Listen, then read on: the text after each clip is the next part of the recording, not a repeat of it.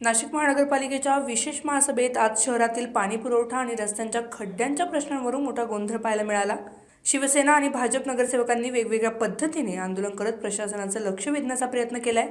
महासभेदरम्यान शिवसेना नगरसेवकांनी सभागृहात बॅनर झळकावत प्रशासनाविरोधात जोरदार घोषणाबाजी केली। अंबड एमआयडीसी रस्ते द्या, ड्रेनेज द्या, सिडकोला न्याय द्या अशा आशयाचे बॅनर दाखवत सिडको परिसरातील नागरिक आणि उद्योजकांना मूलभूत सुविधा मिळत नसल्याचा आरोप यावेळी करण्यात आलाय। तर दुसरीकडे भाजपच्या नगरसेवकांनीही वेगळ्या पद्धतीने आंदोलन केले। पंचवटीतील प्रभाग क्रमांक 3च्या नगरसेविका प्रियंका माने यांनी डोक्यावर हंडा घेऊन पाण्याच्या प्रश्नांवर आंदोलन केलं। सिडकोच्या प्रभाग क्रमांक 25 मधील भाजप नगरसेविका साधना मटाले यांनी दूषित पाण्याचा पुरवठा होत असल्याचा आरोप करत सभागृहात दूषित पाण्याच्या बाटल्या आणून प्रशासनाचं लक्ष वेधलं। दरम्यान सिडको परिसरातील प्रश्न तातडीने सोडवले नाही तर सिडकोवासी आणि उद्योजक कोणताही कर भरणार नाहीत असा इशारा यावेळी देण्यात आलाय। पाणी आणि रस्त्यांच्या प्रश्नांवरून आजची मनपा महासभा चांगलीच वादळी ठरली आहे। करत आहोत ही विशेष महासभा जी आपण बोलवली, सर्व सन्माननीय सदस्यांनी इथे आपली मतं नोंदवली। ज्या ज्या पद्धतीने स्वतःच्या प्रभागामध्ये, नाशिक शहरामध्ये आणि संपूर्ण पाणी आणि रस्ते या विषयावरती सर्वांनी आपली मतं इथे व्यक्त केली। अतिशय तीव्र भावना सगळ्यांनी व्यक्त केल्या आहेत की गेल्या 6 वर्षापासून 2017चा 18 नंतर प्रयत्न झाले, पाण्याच्या टाक्या देखील इथे आपण प्रपोज केल्या होत्या, काही झाल्या, काही झालेल्या नाही। आणि रस्ते ह्याविषयी जर आपण पाहिलं तर गेल्या 6 महिन्यापासून म्हणजे मागच्या वर्षी 6 महिने पाऊस झाला आणि त्यानंतर आपल्या सगळ्यांना रस्त्यांसाठी खूप ठिकाणी हा त्रास सहन करावा लागला। इलेक्शन काळात देखील आपण इथे सर्व सन्माननीय सदस्यांनी सांगितलं की ह्या 2 गोष्टींवरती खरं तर इलेक्शनचा हा कळीचा मुद्दा ठरला आणि त्या आश्वासनांवरती आपण लोकप्रतिनिधी म्हणून आज सभागृहामध्ये इथे उपस्थित आहोत। या सगळ्या विषयांवर प्रथमतः रस्ते आणि त्यातील खड्डे ह्या सर्व सदस्यांचं बोलणं ऐकल्यानंतर त्याचा सगळा गाभा जर बघितला तर आत्ता आपण इमिजिएट काय सोल्युशन करू शकतो, कारण रस्ते सगळीकडे ठरलेले आहे, युटिलिटीज त्यात टाकले जात आहे। तर जसं इथे काही सन्माननीय सदस्यांनी सांगितले की रस्त्यांचे खड्डे बुजवण्यासाठीचे टेंडर अजून झालेले नाही आहेत आणि काही टेंडर प्लॅनिंग स्टेजमध्ये आहेत। तर तात्काळ सोल्युशन म्हणून जवळजवळ 40 कोटीचे वर्क ऑर्डर पेंडिंग आहेत, ते 15 मार्चच्या रिलीज करण्यात यावे। वर्क ऑर्डर ज्या आहेत रस्ते दुरुस्तीच्या त्या 40 कोटीच्या 15 मार्चच्या रिलीज करण्यात यावे। त्याचबरोबर मार्च एंडच्या आधी उर्वरित जे रस्त्यांचे ह्या बजेटमध्ये म्हणजे गेल्या बजेटमध्ये पेंडिंग आहे जवळजवळ ते 50 कोटी आहे, म्हणजे असं 90 कोटीचं रस्ता दुरुस्तीचं पूर्ण टेंडरिंग हे मार्च एंडच्या आधी करण्यात यावं असे मी प्रशासनाला आदेश देते। त्याचबरोबर आपण सगळ्यांनी इथे डिफेक्ट लायबिलिटी स्ट्रिंजंट करण्याबाबतचं एक चर्चा आणि उहापोह केला। त्याचबरोबर जे काही रस्ते जो कोण कॉन्ट्रॅक्टर खणतो आहे त्या तिथे आपण रिस्पॉन्सिबिलिटी, आता सगळ्यांनी म्हटलं की याची जबाबदारी कोण घेणार, तर निश्चितपणे त्या कॉन्ट्रॅक्टरची ही जबाबदारी आहे की तिथे सेफ्टी नॉर्म्स हे पाळले गेले पाहिजे। ते अर्थात आपल्या टेंडरमध्ये देखील डिस्प्लेड असतं, पण त्यात इग्नोरन्स हा मोठा एक ॲस्पेक्ट इथे दिसतोय की समन्वय पण आहे पण बोर्ड आणि फलक विथ बॅरिगेशन की जिथे जिथे अशी ॲक्सिडेंट होण्याची शक्यता आहे तिथे जर व्यवस्थित बोर्ड विथ कॉन्टॅक्ट नंबर्स आणि बॅरिगेशन नसेल तर आत्ताच सगळ्यांनी जसं सांगितलं तिथे जर ॲक्सिडेंट झाले ते कॉन्ट्रॅक्टरच्या चुकीमुळे धरले जातील आणि त्यावरती सदोष मनुष्यवधाचा गुन्हा दाखल केला जाईल। त्याचबरोबर आपण PDR कॅम्प घ्यावा असे मी प्रशासनाला आदेश देते। जिथे जिथे आपल्या रस्त्यांसाठी नागरिक जागा द्यायला तयार आहे TDR थ्रू, इथे सगळ्या नगरसेवकांनी त्याबद्दल उहापोह केलेला आहे की रस्ते वाढवण्यासाठी किंवा एकदाच रुंदीकरण होतं तर परमनंट काम होण्यासाठी त्या दिशेने आपण काम करण्यासाठी ज्या ज्या ठिकाणी सिंहस्थाचे रस्ते असतील किंवा इतर DP रोड प्लॅनिंगमध्ये असतील आणि बजेट ठरलेलं असेल त्याचं काम सुरू असेल त्या ठिकाणी जर स्वखुशीने नागरिक TDR घेऊन रस्ता देण्यास तयार असेल जागा देण्यास तर त्याचा TDR कॅम्प घेऊन ते लवकरात लवकर क्लिअरन्स देऊन त्याची तरतूद ह्या बजेटमध्ये धरण्यात यावी. त्याचबरोबर SOP एक जाहीर करावी कन्स्ट्रक्शन TDR साठी रोड डेव्हलपमेंटसाठी. म्हणजे जिथे आपले रस्ते नाही आहेत किंवा जसं मला असं वाटतं डॉक्टर महालेंनीच तो उल्लेख केला होता की रस्तेच नाही आहे. तांदळेताईंनी पण सांगितलं होतं की त्या ठिकाणी जिथे रस्तेच अजूनपर्यंत उपलब्ध नाही आहे त्या ठिकाणी SOP जाहीर करावी ज्यामध्ये कन्स्ट्रक्शन TDRचा वापर करून तिथे रोड डेव्हलपमेंट झाले पाहिजे असे मी प्रशासनाला आदेश देते.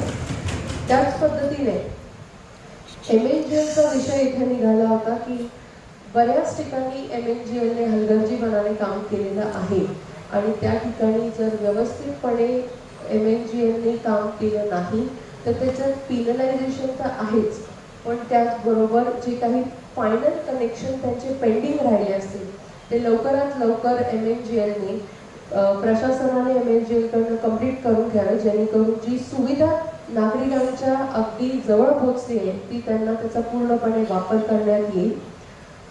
त्याच पद्धतीने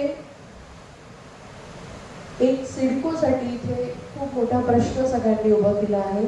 सगळे सिडको जसं आपण म्हणतो की ड्रेनेज फॅसिलिटी असेल रोड्स असेल इथे सगळ्या सन्माननीय नगरसेवकांनी सांगितलं की सिडको येत नाही का नाशिक शहरामध्ये असं सगळ्यांचं म्हणणं होतं. तर मी प्रशासनाला आदेश देते की सिडकोसाठी एक सेपरेट ऑडिट करून सर्वे करून DPR तयार करण्यात यावा ज्याच्यामध्ये वॉटर सप्लाय आणि ड्रेनेज हे लवकरात लवकर सादर करण्यात यावं. त्याचबरोबर स्मार्ट सिटीची जी काही नाराजी आहे आपण एक विशेष महासभा आता घेतोच आहे पण या निमित्ताने आज जे काही रस्त्याची कामं स्मार्ट सिटीने किंवा त्यांच्याकडनं NOC दिल्या गेल्या नाही दिल्या गेल्या यात पडण्यापेक्षा मला असं वाटतं स्मार्ट सिटीने स्मार्टच कामे करावेत आणि ज्या मूलभूत गरजांची कामं आहेत सिव्हिल वर्क्स आहे ड्रेनेज आहे ते महानगरपालिकेनेच करावे आणि यापुढे स्मार्ट सिटीने कोणतेही सिव्हिल वर्क किंवा मूलभूत गरजांची कामं हे स्मार्ट सिटीला करता येणार नाही असे मी प्रशासनाला आदेश देते. त्याच पद्धतीने इथे पाण्याचा देखील प्रश्न सगळ्यांनी उपस्थित केलेला आहे आणि ते पाहता मला असं वाटतं की उद्यापासूनच शनिवार रविवार असला तरी जेव्हाही शटडाऊन असला तरी टँकरची सुविधा ही नागरिकांना सतत पुरवता आली पाहिजे. त्या दृष्टीने प्रशासनाने तातडीने टँकर वाढवावे पाण्याची सुविधा वाढवावी आणि जर हे झालं नाही तर त्याची अधिकाऱ्यांच्या सॅलरीमध्ये डिडक्शन करण्यात येईल.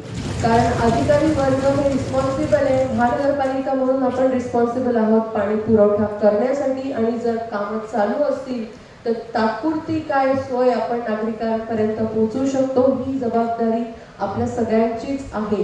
या दृष्टीने ही कामं झाली पाहिजे.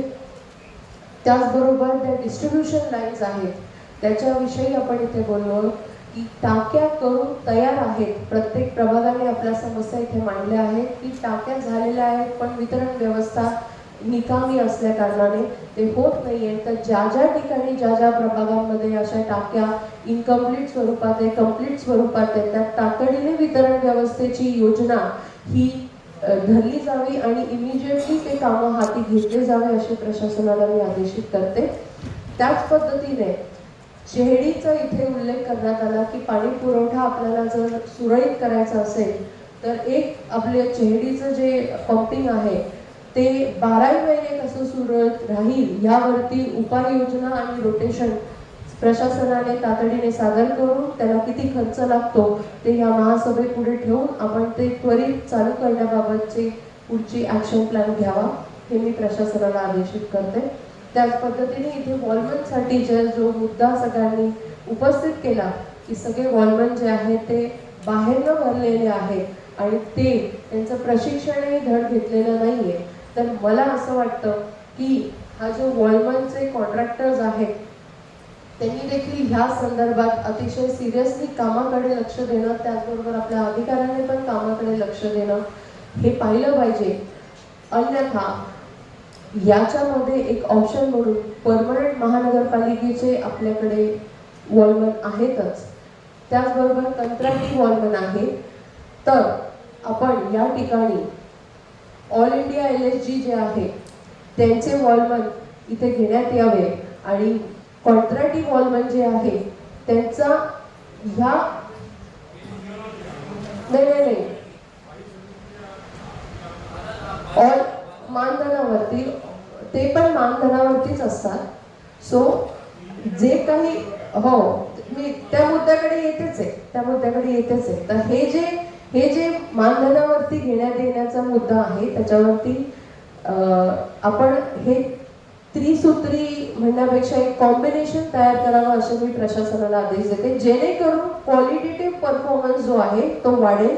कुठल्याही कंत्राटदाराला असं वाटलं नाही पाहिजे की सगळे वॉलमन माझ्या ताब्यात आहे आणि त्या पद्धतीने मुजोरी जी चालू आहे किंवा कोणत्याही लोकप्रतिनिधींना देखील याचा जो प्रत्यय आलेला आहे त्या विषयामध्ये याचा एक सादरीकरण इथे करण्यात यावं, जेणेकरून प्रत्येक प्रभागातले जे वॉलमन आहे, जे अधिकारी आहे यांचे कॉन्टॅक्ट नंबर्स देखील प्रत्येक इथे नवीन सदस्य आहेत त्यांचे कॉन्टॅक्ट नंबर्स कुठल्या कुंभारचं किंवा कुठल्या वॉटर सप्लायचं ते नियोजन बघतात याचे सगळे डिटेल्स प्रत्येक नगरसेवकाकडे पोहोचवावे असं मी प्रशासनाला आदेशित करते. त्याचबरोबर WTP जो प्रभाग 9चा एक मोठा मुद्दा इथे सांगितला की पूर्ण नाशिकच्या WTPचं सगळ्यात मोठा WTP आकाशीच्या डोंगराच्या इथे आहे, त्याचं सिक्युरिटीचा खूप मोठा इश्यू इथे आहे. तर प्रशासनाने तातडीने तिथे सिक्युरिटीची व्यवस्था करावी, कारण अन्यथा कुंभमेळ्याच्या याच्यावर जर काही आपत्कालीन परिस्थिती किंवा दुसरं काही षडयंत्र तिथे रचलं गेलं तर ते खूप घातक ठरेल नाशिक शहरासाठी. आणि म्हणून येणाऱ्या कुंभमेळ्याच्या पार्श्वभूमीवर तिथे तातडीने आपल्याला सिक्युरिटी तिथे नेमावी असं मी प्रशासनाला सांगते. त्याचबरोबर आत्ताचे जे आपले सगळे प्रश्न आहेत त्या सगळ्यांचाच उहापोह सगळ्यांनी केला, एवढा सगळ्यांनी वेळ दिला त्याबद्दल मी सगळ्यांचेच आभार मानते. आणि त्याचबरोबर जसं वॉलमनचा आपण इथे निर्णय घेतलेला आहे, जेव्हा आयुक्तांनी इथे त्यांचं स्पष्टीकरण नोंदवलं तर त्यांचं असं म्हणणं होतं की मल्टिपल रिस्पॉन्सिबिलिटी अधिकाऱ्यांकडे आहे आणि खाली काम करायला इंजिनियरची कमतरता आहे. तर भरती प्रक्रियेला जर उशीर लागणार असेल तर अजून आपण कॉन्ट्रॅक्ट बेसिसवरती त्यात आपण जर त्यांना मदतीसाठी जर इंजिनियर्स हवे असतील तर ते पण आपण कंत्राटी बेसिसवरती भरावे असे प्रशासनाला आदेशित करते. राष्ट्रपती.